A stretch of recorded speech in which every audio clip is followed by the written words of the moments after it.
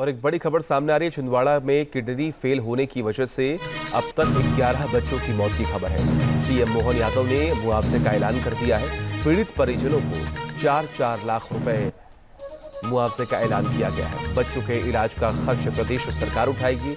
जो बच्चे गंभीर रूप से बीमार हैं, अभी दोषियों को किसी भी कीमत पर बख्शा नहीं जाएगा। मुख्यमंत्री मोहन यादव ने इस बात का जिक्र किया है। मध्य प्रदेश के बाद केरल में भी कोल्ड ड्रिंक कफ को बैन कर दिया गया है।